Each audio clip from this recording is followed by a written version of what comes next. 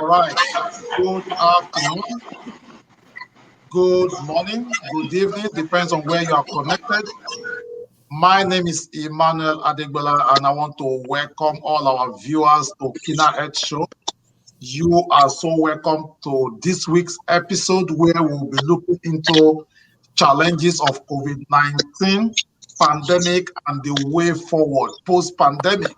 So we are going to be looking into that. And as usual, I'm just the co-host of the show. I have the host herself in the studio, and I also have my co-host, the person of Mr. Alex with me, and we have our host, our panelists with us that are going to be sharing with you today about this devilish virus that everybody is talking about. So before we get into the meat of the show today, I would love our panelists to introduce themselves, but I'm going to start from my co-host, Mr. Alex. Will you go ahead and introduce yourself to our viewers? Well, I don't think I'm still new. My name is Alex Mwahiri. I'm a facilitator, vote for DOF here in America and the United States. Thank you very much. Awesome. And we have the representative of David Omeneko Foundation all the way from Nigeria, Dr. Bright Gochoko. Will you go ahead and introduce yourself also to our viewers? Well, thank you, Doc. Hello, viewers. Bright Gochoko is my name. I represent DOF here in Nigeria. I'm so happy to be on the show. Thank you. Awesome. Good to see you. And of course, we have our two specialists and panelists that will be really be discussing the topic of today. So with us in the studio, we have Dr. Jovita. Could you please go ahead and introduce yourself to our viewers, Doctor? Yes, my name is Dr. Jovita Anyango. I'm originally from Imo State. I'm a board-certified internal medicine and also board-certified in preventive medicine in United States of America. I practice as a private physician and medical director of Macy, and I'm also a specialist with Department of Health and Human Services, State of Illinois. I'm glad to be with you today. Awesome. We are so excited to have you also in the studio. And I hope Dr. Sundo can hear us also. So Dr. Sundo, if you can hear me, could you please go ahead and introduce yourself to our viewers? We cannot hear you. Your sound might be, no, we can't hear you. So where you try to figure out your sound, before then, let me bring our host, Dr. Kina, but before then, we have the intro video to bring the main host of the show herself.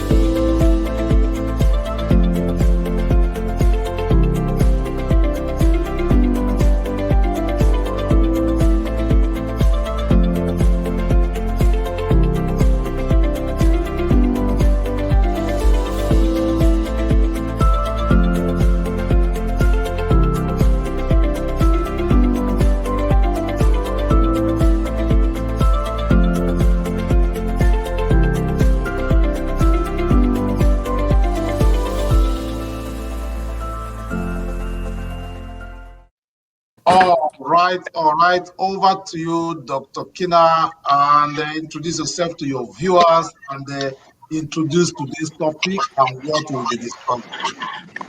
Hello, viewers. Welcome again to another Kina Health Show episode. I'm a family nurse practitioner here in Dallas, Texas. I have a practice as I have a family practice clinic, and I'm also the CEO of David Omeneko Foundation. Today, we want to look into the COVID-19 pandemic and the effects of COVID-19, and the way forward. We will be discussing about the vaccine and much more. I welcome our panelists, Dr. Law Sondo and Dr. Jovita, to the show. Thank you very much.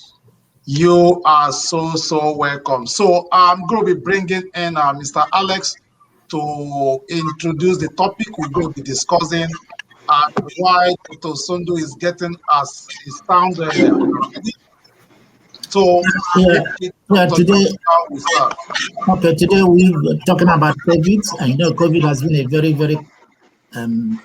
big challenge to every health, to healthcare providers, physicians, to governments all over the world, almost bringing the heart to a standstill. So we want to look at it. This doesn't seem to be going away. There are some vaccines that are already being brought, but let's start by asking Dr. Jovita Anyamo, please, can you let us understand what is this COVID?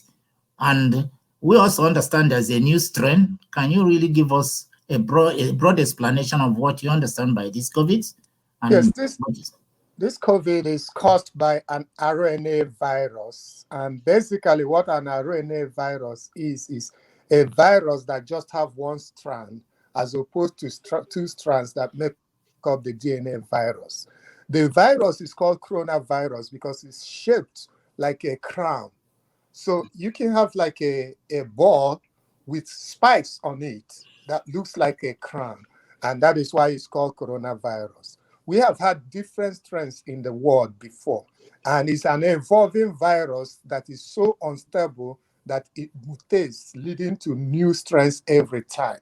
So basically, the current one that is causing infection all over the world now is called the COVID-19 or SARS-2-19, which was first discovered in Wuhan province of China in 2019.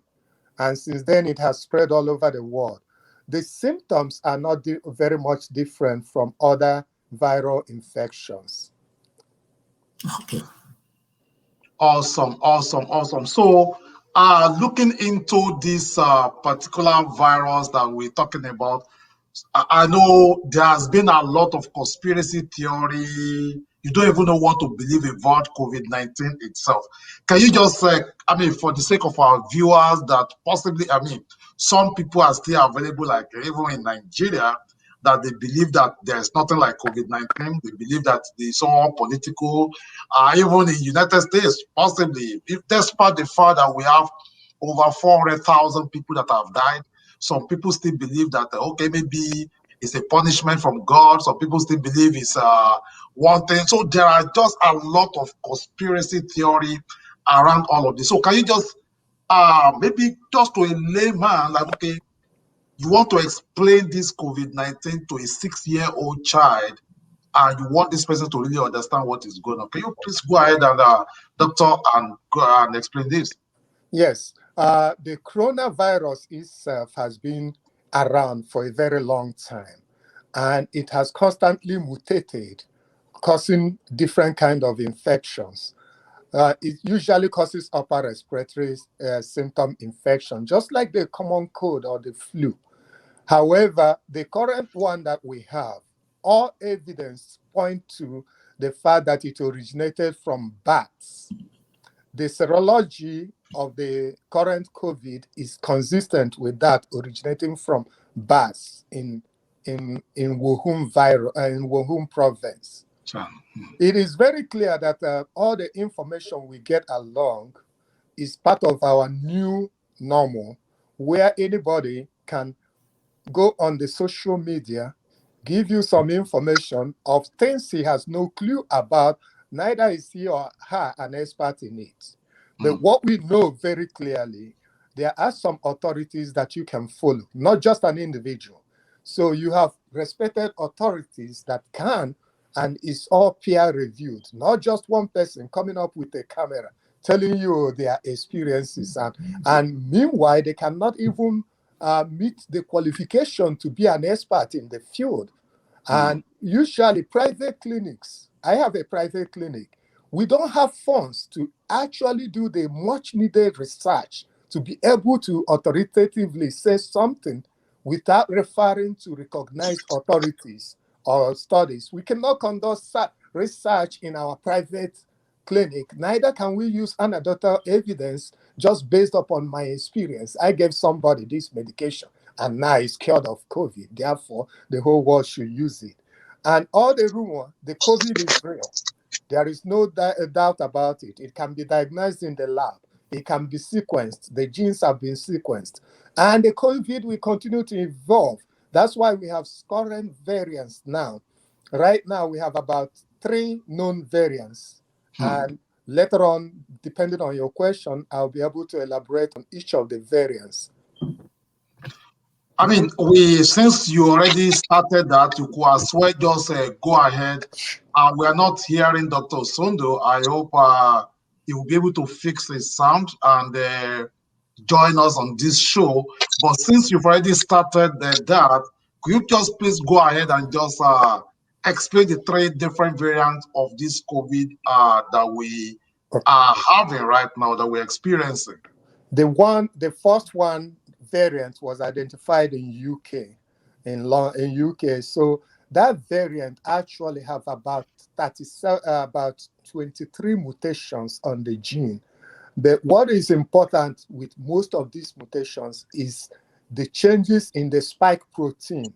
The spike protein is what the virus itself uses to attach to a cell. So on human cells, there are areas that contain angiotensin converting enzyme 2. This is the specific place that this virus attaches with its spike protein. So without a spike protein, this virus will not be able to enter the cell and therefore will be non-functional. So as the virus evolves from individual to individual, that ability to attach with the spike protein on the S2 receptors determines how virulent it is or how able it is to transmit or communicate with other viruses. So we have the UK virus, which basically at this moment, what we know for sure is that it is more transmissible by that variation in the spike protein of it that makes it more able to attach more to the S site receptors. Then we also have the variant spreading in South Africa. And also this variant that's spreading in Brazil. The variant spreading in South Africa and Brazil seem to be to have a common mutation at 502Y, and that mutation actually makes it a little more virulent. So those are they're similar. The one in South Africa is similar. What do we know? What is the impact clinically? What we know for sure now is that the variant in UK is more transmissible, and unreviewed peer studies do show that it's slightly more virulent. So if you have if it's slightly more virulent, which I will put at about 1.3 to 1.4 more than the current Wuhan virus spreading around. Then when you go to the Brazil one, or mainly the South African one, it has not been well studied, but what we know is also it is more transmissible. And we do know that it does not respond to the antibodies. So most of the antibody treatment, I'm talking example is Regeneron, do not seem to be as efficacious with this variant from South Africa and Brazil, which is a little troubling. And the second part of it is that we do not know how effective the vaccine is for this particular virus. We do know for the UK variant, the vaccine is highly efficacious, slightly lower than the usual, but high enough. So, I mean, this is very interesting. I know, and even though it's a lot of information to consume, right? We have histories of pandemics that has happened in the past. In the I mean, there's one in 1918 thereabout. There was one another. I think Spanish flu was the one in 1918 thereabout. It lasted for 2 years. There was another one in 17th century. There was another one even in 16th century. So how is this different to all those? Well, the difference with this is that there is now more knowledge, there is more communication, there is more, the treatment aspect is more advanced. For instance, the gene sequence was able to be mapped out within a few months. So which means we have access to know exactly what is this virus like. And then also there is a lot of advances in vaccine treatment as long as also in antibody treatment. And those are the major differences. The unfortunate aspect that has led to this virus not being well controlled is the misinformation.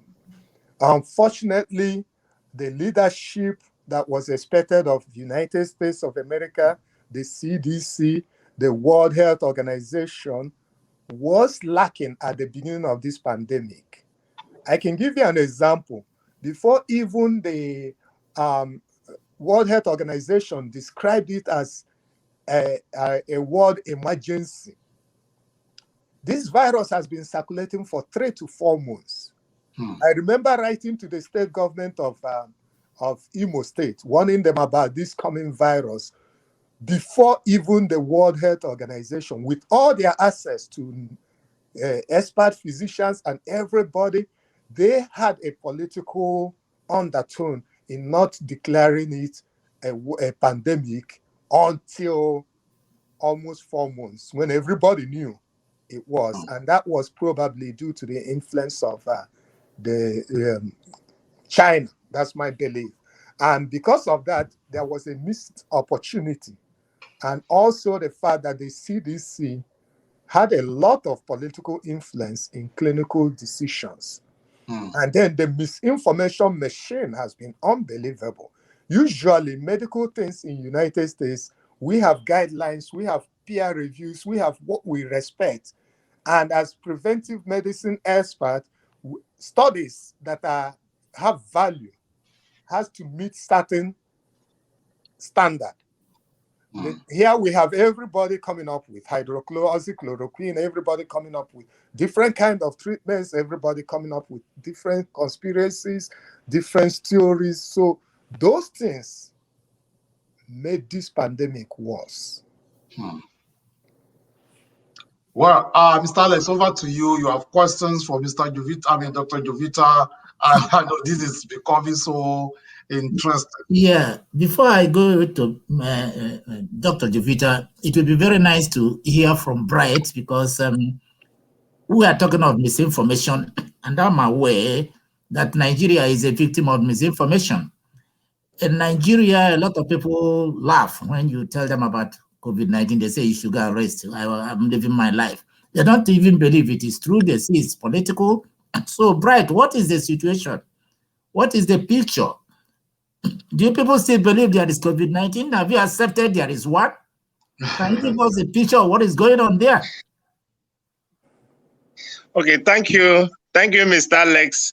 Well, the situation here is quite opposite of what is happening in the United States, because the system here does not give us the opportunity to believe any information, whether real or fake, in a hurry. The system has made every information to be, you have to question it, because when you see things that should come real, the government will play about it. And when you see fake things, they will try to make it to be real. So, but the situation here, people do not believe such a thing is going on, because here you have a lot of religious organizations with a lot of misinformation. Let me take, for example, in our own denomination, if the priest is not serious about it, I want to tell you categorically, nobody, whatever the priest says, 90% of the populace will believe it. Like this morning, they said the government has asked us to split the number of times we do masses, but when they want to do campaign, they do it at once. So the idea is social distancing is just a witch hunt from the government, not just to protect one against the disease here. That is on one aspect. Secondly, when some states are busy building isolation centers and good hospitals, you don't see any here. So it makes it difficult to see anyone. Some people will tell you, these people who are having these things, do you even see them by the eye? We have not seen them. We have not seen anybody. So how can we believe such a disease is existing? So if for example here a facility will be set up for COVID, either isolation center or a special medical center to treat people only for COVID, so that if you doubt, they will say, go to so and so medical center, you will see these patients lying critically. Then it to go a long way to convincing people that such a disease is existing. Also, when there is a little issue, not just that of COVID, let's assume you want to do surgery, there is no oxygen. So, and people will say, look at ordinary surgery, there is no oxygen, and you're talking of ventilator COVID. So you're not making sense, because we can't, when you buy oxygen, for example, in a government hospital, you buy about 20 cans. When you take the stock, you check it's remaining about 4 cans. How the remaining 16 left the place, nobody can account for it. So when you now tell somebody, if you get sick, we'll put you on ventilator, the person will laugh at you, because you cannot even provide ordinary oxygen. You're talking of the other one. Then another area that is making the disease look not that is making the disease not to look real, even though it's real here, is the take for example the open market system we have here that is not controlled. When you say somebody don't go to the market and there is no effective cushioning you are giving to that person, you're wasting your time. You have some palliatives for the people you say go and sit down, don't go to market, and you lock it up and store it up for the next political activity. You are not making sense. So even if the disease is real, you need to highlight some of these items. You need to get it right from these other factors. That's the only way people can say or people can believe that such a thing is existing here. Thank you. Hello, can you hear me? Is that law? Yes, can you hear me now? Yes, Oh, we can hear you. that's awesome. That's good. Okay. Good. So can I go ahead? Yeah, you can start by introducing yourself and let us know what you do before we take you up. Go ahead. Okay, yes. My name is Dr. Lawrence Osanda. I'm a doctor of nursing practice. Right now, I'm based in Maryland, where I have a clinic, Cardio Health Care Clinic in Lanham, Maryland. I've been talking about issues connected to COVID-19 for some time now, not because I'm a virologist, but because I took interest on how our people handle this issue of COVID-19. So for some time now, I've been radio guest to some of the radios in Imo State, and we've been discussing the issues connected to COVID-19 and coronavirus and the vaccine. So far, I've heard what everybody has said. I haven't been able to talk because for some reason I was muted by my system or something. But looking at the entire coronavirus issue, it is something that we need to really come down to the basics so that our people will understand. Dr. Jovita Anyanwu has really told us that he's an expert by the way he expressed all the things connected to this virus. But basically, he said that this is a single RNA virus that has lipid layer. And because it has this lipid layer, it is susceptible to certain ways, certain things that can damage it. One is soap can dissolve the layer and render it inefficient. And therefore, that's why we are asking people to wash their hands all the time to prevent transmitting the virus from one person to another. Another thing that can destroy that lipid layer is alcohol. If you drop alcohol on it, it will dissolve the layer and it will destroy it or make it ineffective. It's not a living thing. It is just a substance that can get into your system and begin to tell your body to begin to replicate the virus itself. So what we want to prevent is this thing getting into your tissues and giving this kind of command to your tissues or your cells to begin to replicate it. Another thing that can destroy this virus is heat. You know, at some point they say that in Africa, that the streets will be littered with dead bodies because they know the hygienic condition of African societies and that we will not pay attention to all those things that we are asked to do. So, but eventually it didn't happen because maybe when it was supposed to happen, there was high temperature in that area. But now, it appears that the cooler the environment, the more it thrives. And that's why we are having the serious situation we are having in Nigeria and in other parts of the world. Maybe when the summer comes, the level at which it will be happening will reduce. But before we get to that, we have to prevent our people from dying. And that's why the rush is now for us to do something. And the vaccine has come out. A lot of theories have been going up and down in Nigeria. Like Bright said, people believe it's not serious, or it's not going to kill them, or that it is a disease of the white people. But recent stories we are hearing from Nigeria has shown that a lot of people are now dying from this same virus. And therefore, people are beginning to take it a little bit more serious than they were doing before. So what do we do now to help our people more is help them get this vaccine.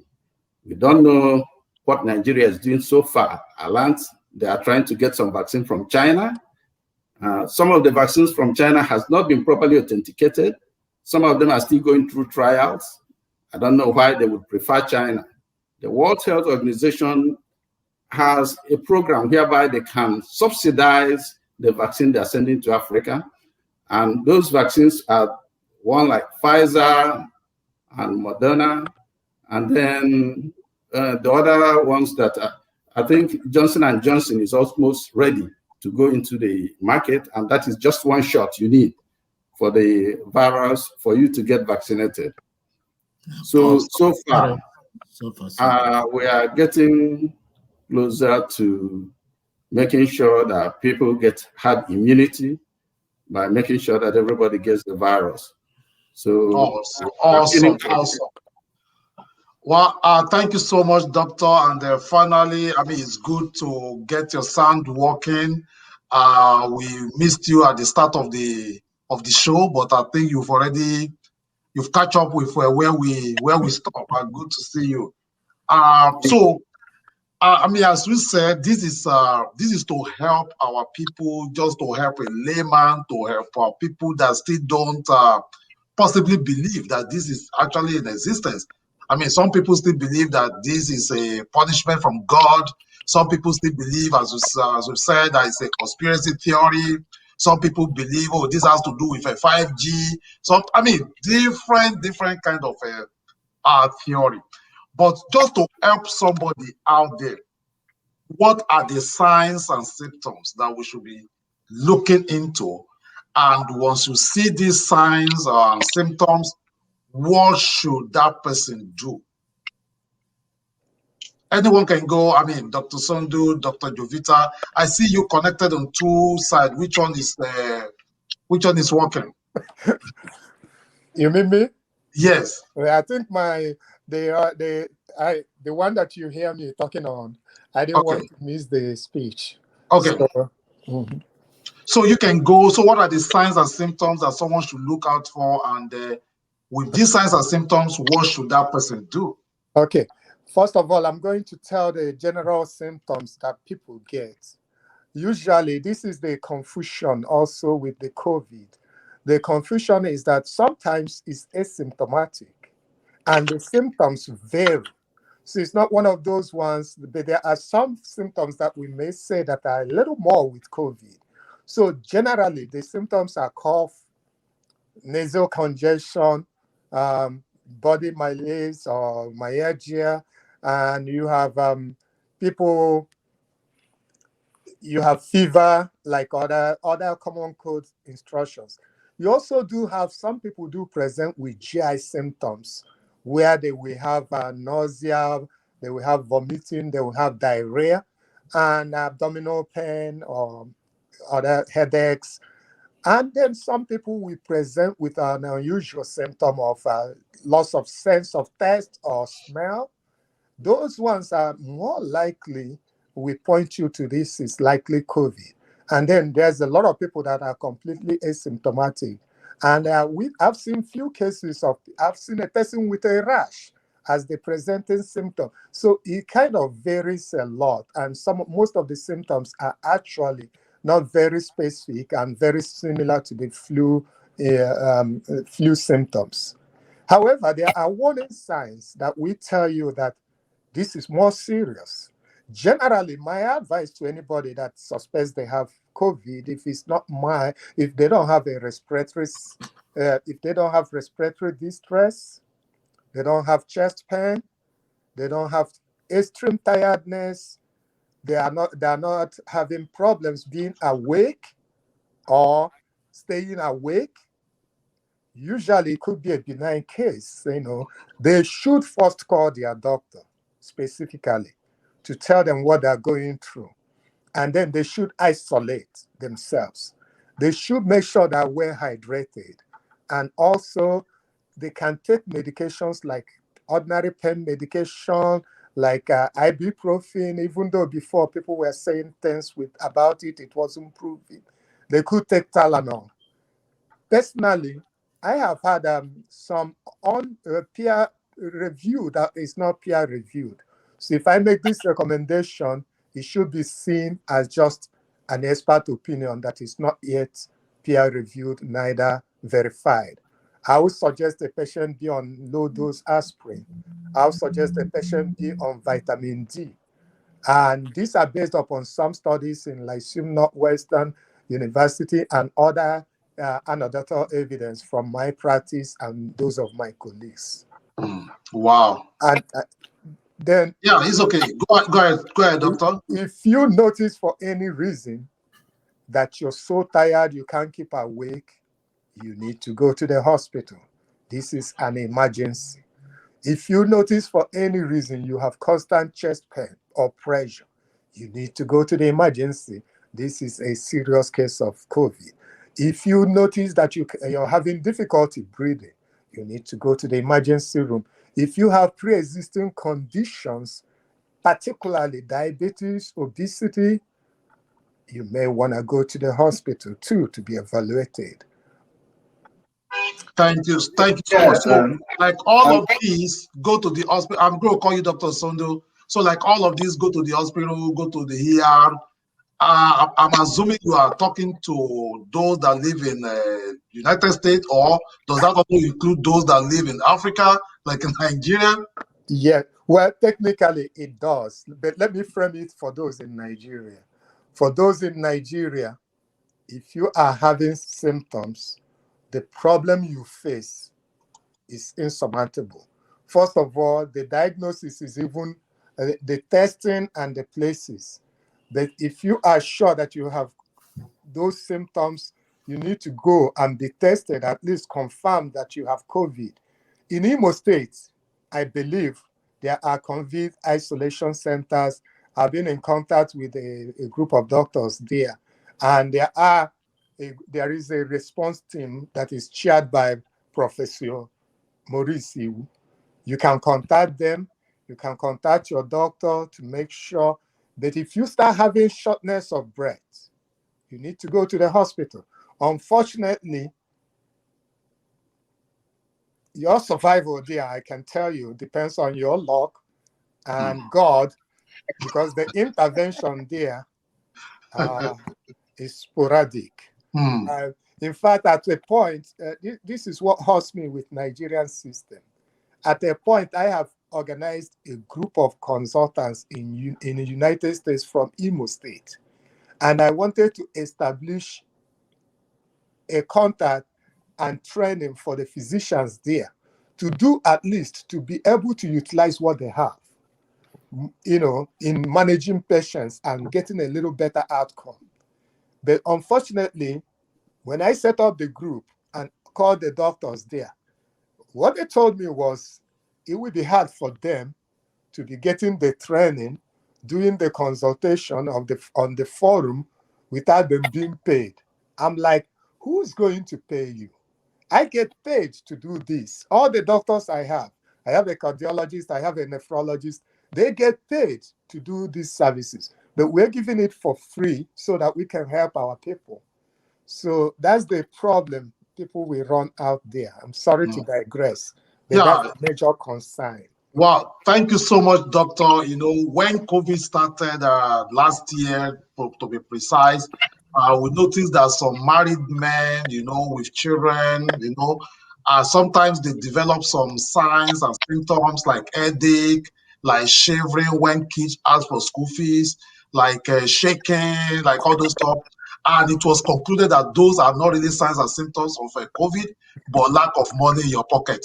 So now, how do you really, like when we talk about call 911, go to ER, I mean, we know that all of these things are not really obtainable in Nigeria.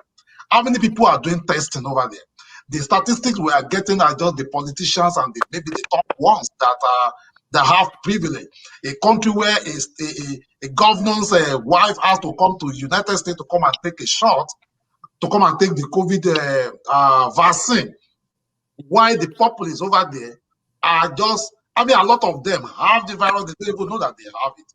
I want us to, I'm taking this personal now because I wish it's something that I could help. I wish it's something you could help. But what can we tell the general public? What can we tell them? Okay, you start noticing this thing, what are the first aid?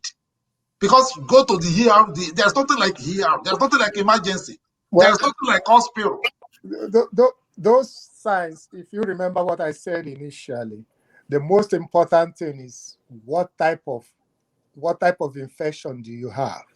If you have a severe infection, I'm sorry, there's nothing else I can recommend. You have to go to the hospital. How you get to the hospital depends on what is available there. But you cannot treat a severe COVID infection at home.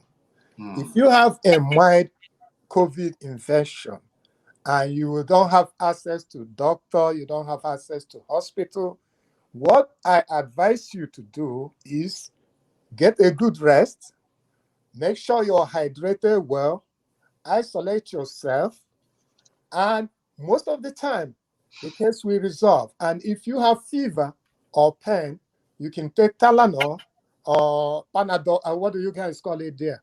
Sorry, I've been here so long. You can take whatever over-the-counter pain medication, which you don't really, you can have at home. You can take those things. If you're able to have vitamin D, you can take it, but those are not really, they are not a cure.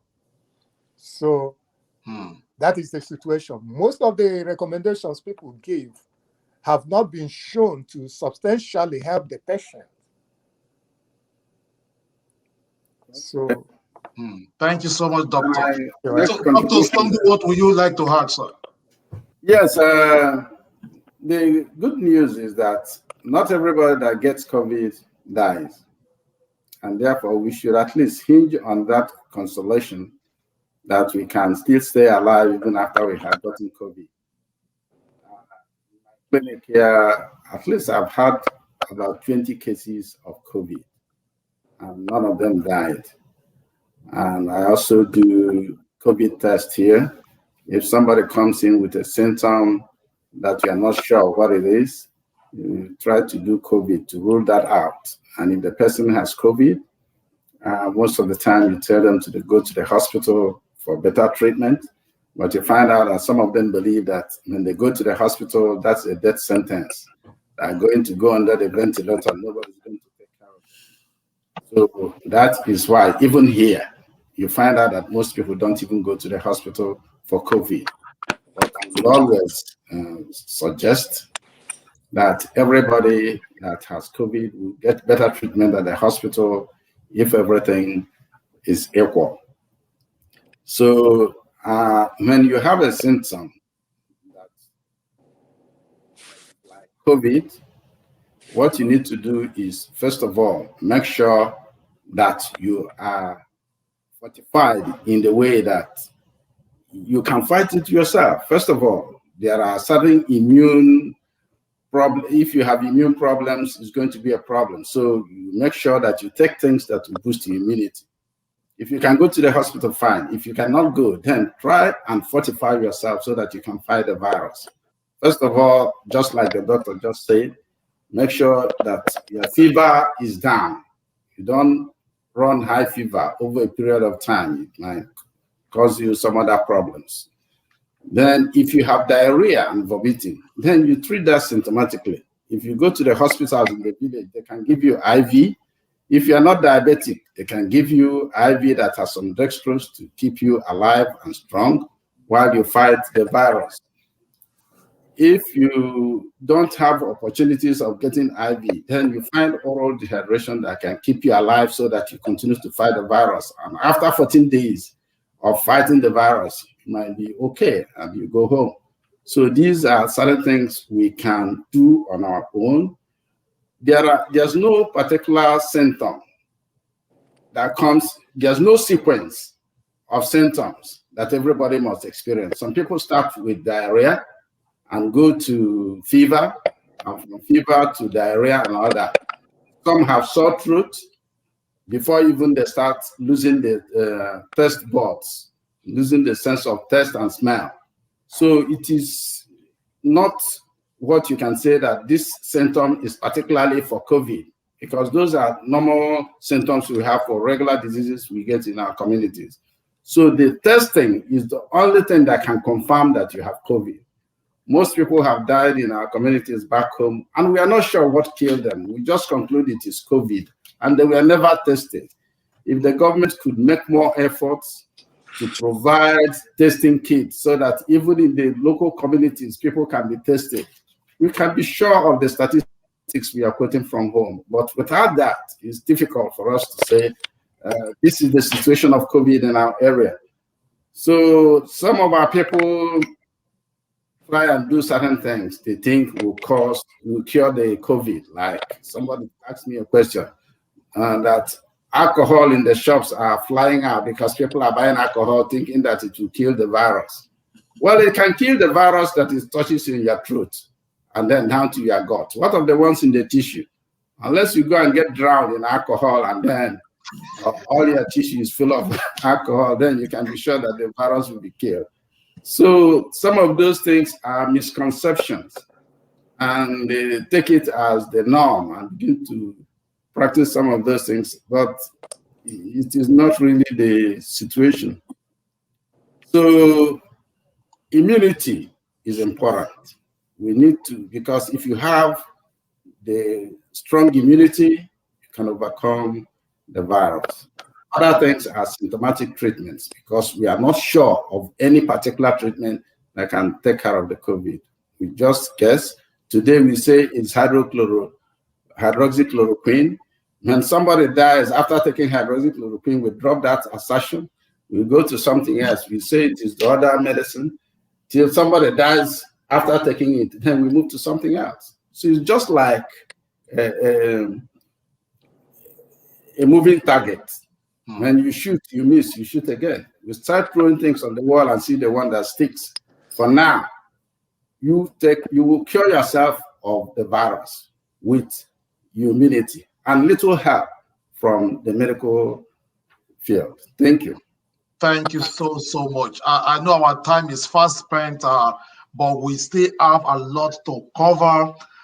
We've talked about the options that are available to prevent the pandemic outside the vaccine, but let's talk about the vaccine briefly before we end the show today. So there are different vaccines from different countries or different areas, right? So how effective is this vaccine? How effective?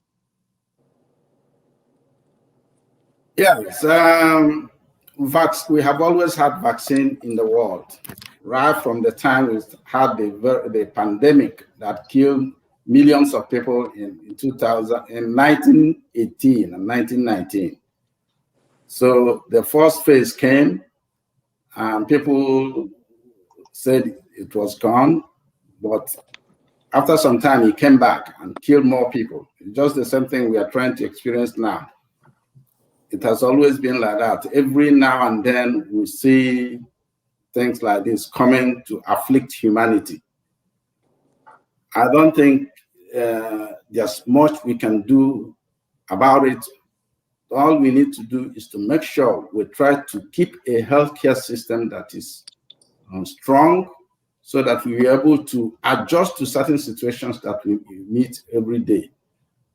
We cannot do much other than try to produce vaccine and let this vaccine take care of the immunity, boost your immunity. Once you take vaccine, your body produces immunity against the disease.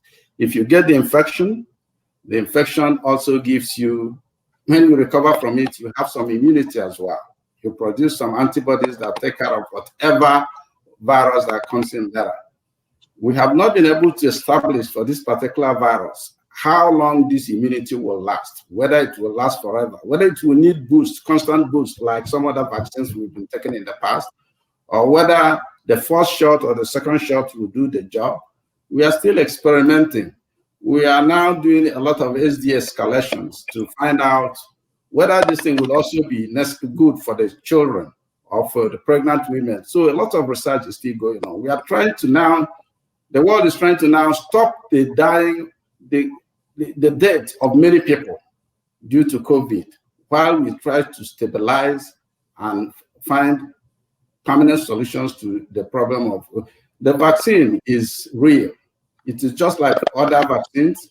Some of the vaccines have 90-something% efficacy. If you take the vaccine, it's guaranteed that about 90-something% will be is the line that is going to help you. Some others have lower surety, but all we need to do is take the vaccine. Let us not hearken to the voice of some people who have conspiracy theories who are telling us that these vaccines are going to kill us, or that it's going to, Gates is an antichrist, that he is trying to dominate the world or trying to create a world order that is not going to favor the people. I've always told some people that these theories are not necessary and we need to abandon them and take the vaccine. Thank you. Awesome. Thank you so much. Before I bring in my co-host, Mr. Alex, to introduce the next question as we begin to round off, does Dr. Jovita wants to add to what Dr. Osondo has said? Yes. Dr. Osondo is right.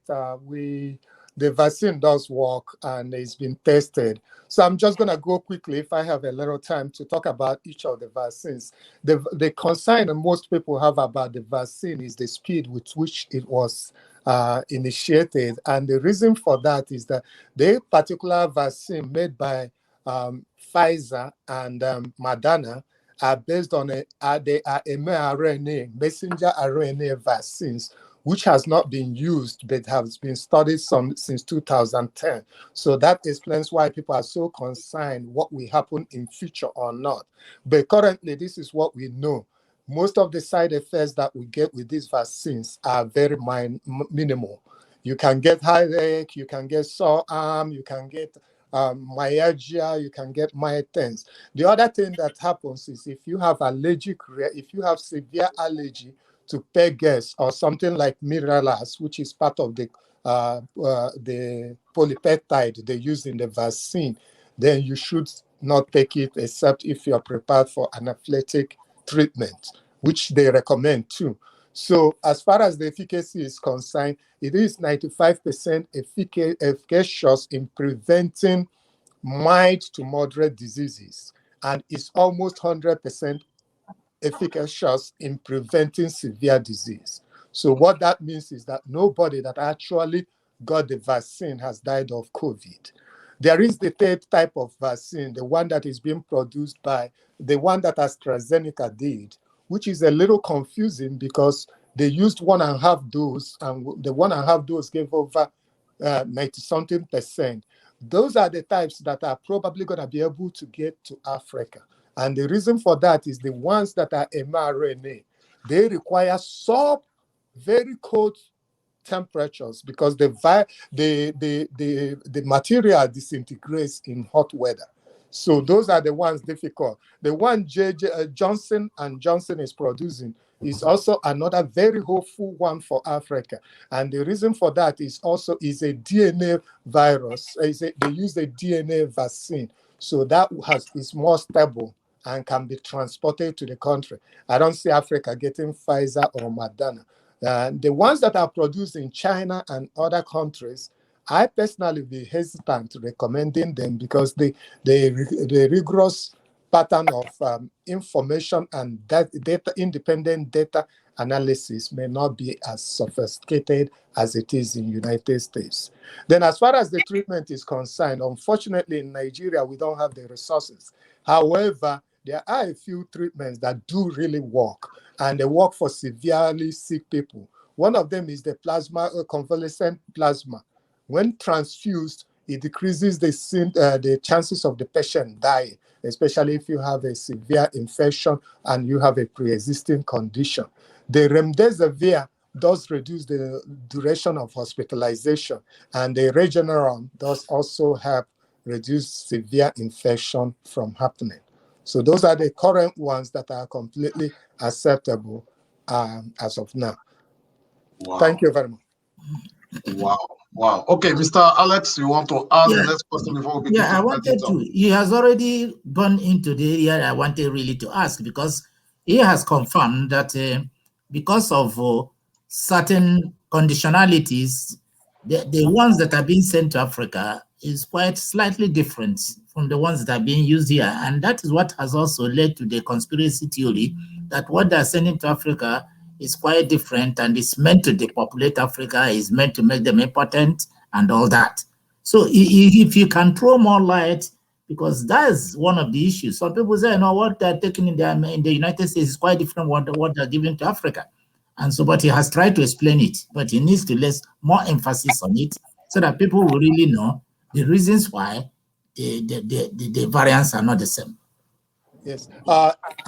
Just to summarize it again, one of the reasons the Pfizer and Moderna vaccine are very difficult to transport. Even in the United States, we have had problems even using the Pfizer vaccine because you have to really keep it under a very, very low temperature. And then the Moderna is slightly better, but you still have to keep it under temperatures below freezing. So the J.J. Johnson that is coming, once approved, you do not require that because it's DNA, so it's more stable. And also the one from AstraZeneca is also DNA, is more stable and can be used in Africa. And there are more coming, and as they come out and go through the process, they may be recommended. And those are also cheaper because of the way they were produced. So they are cheaper. So there is hope in the AstraZeneca, there is hope in the Johnson and Johnson, and hopefully once the Johnson and Johnson becomes available, we as a community here should actually approach World Health Organization, because they have an organization that should help subsidize it and to make sure that our people can get it at home. The problem is the duration, the time. Thank you. Thank you so much. We have a quick question before we start tidying it up. I say, but the recent vaccine is for COVID-19. I read about new variant. This is from Rita. I read about new variant of COVID that is very critical, that of COVID-19. I guess she needs more light on this. So we understand the question.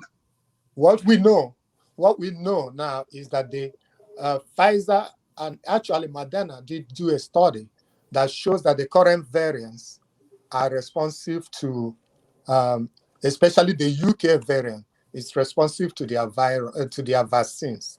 We don't have any real studies on the other one. However, my clinical opinion is that the variations in the spike protein, no matter what it is, the current vaccines are still going to be effective. They may be slightly less effective. Just like the flu, influenza, every year you get a new influenza vaccine. You might still get an influenza strain that is slightly different from the one covered by the annual vaccine, but because you already had that vaccine, your body is primed, so the disease, even if you get it, will not be as severe as possible. Awesome.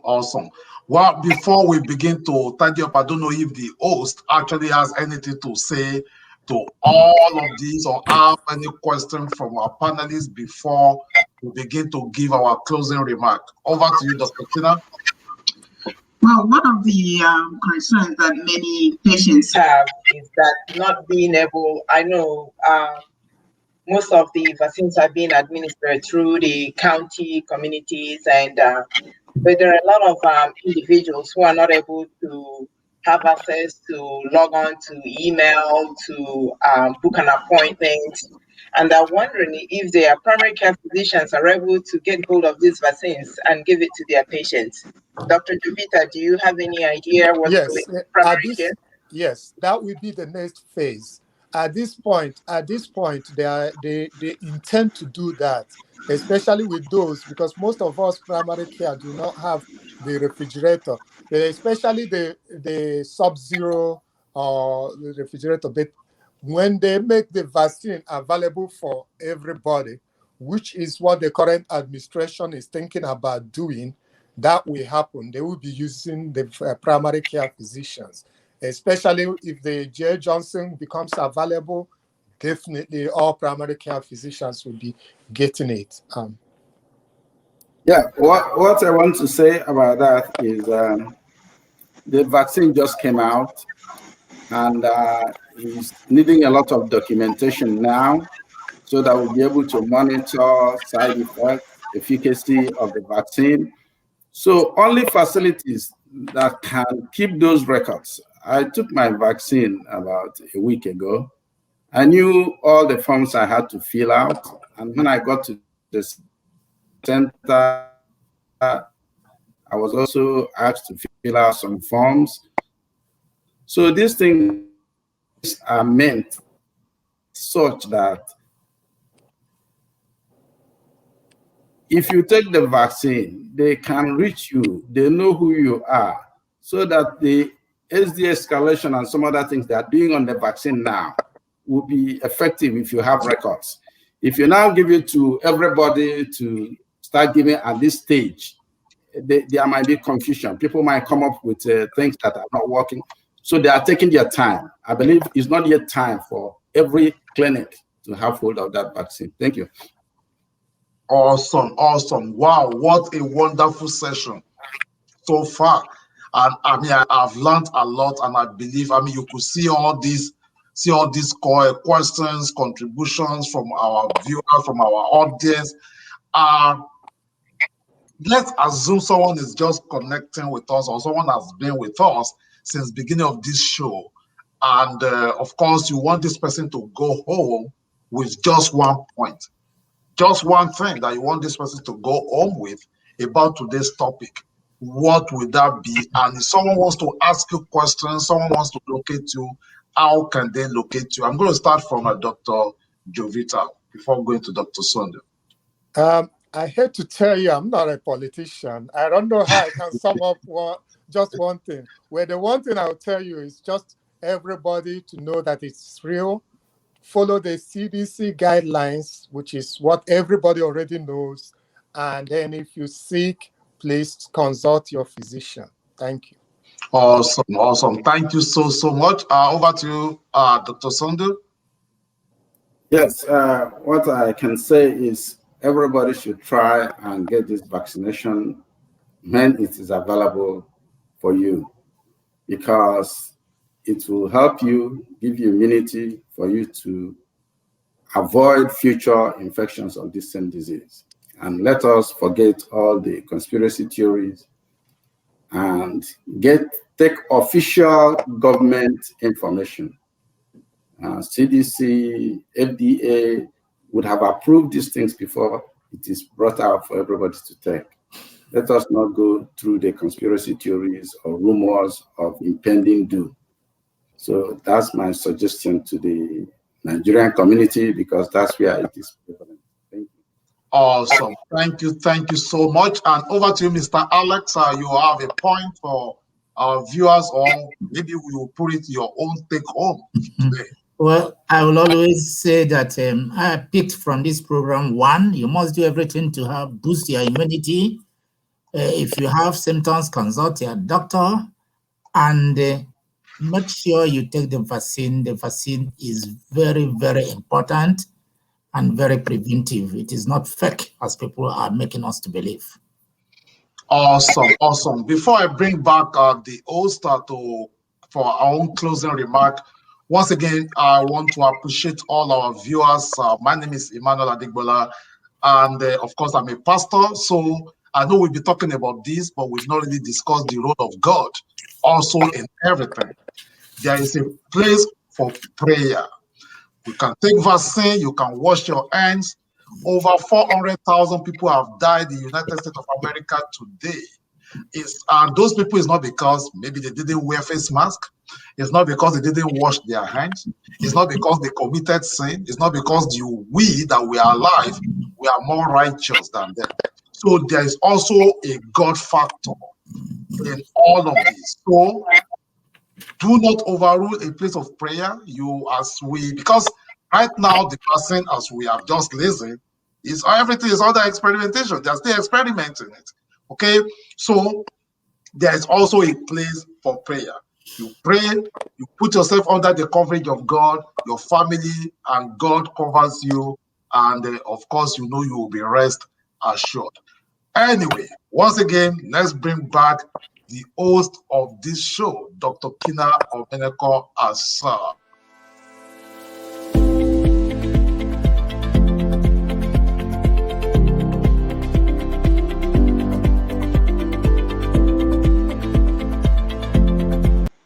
Over to you, Dr. Kina. Wow, what a wonderful show. I'm sure all our viewers, I thank all our panelists and Mr. Alex and Dr. Emmanuel for another wonderful presentation. I'm sure our viewers got a lot out of this session today. We touched the several parts of the COVID, the signs and symptoms, what you might be feeling, what you need to do once you start feeling bad, and also about the vaccine. So it is all up to us now. Now we're all armed. Back in Nigeria, I was just so worried about Nigeria. If people can start wearing their mask, start believing that this is real, start wearing your mask, wash your hands, make sure you carry hand sanitizers with you, and more importantly, avoid crowded areas as much as possible. And when the vaccine is available, let us all take the vaccine, and hopefully we will decrease the prevalence of this disease so that we can all move back and go back to our lives and live a fulfilled life. I want to thank everybody for a wonderful show. And we'll see you all again in 3 weeks for another show at Dr. Kina Health Show. Thank you.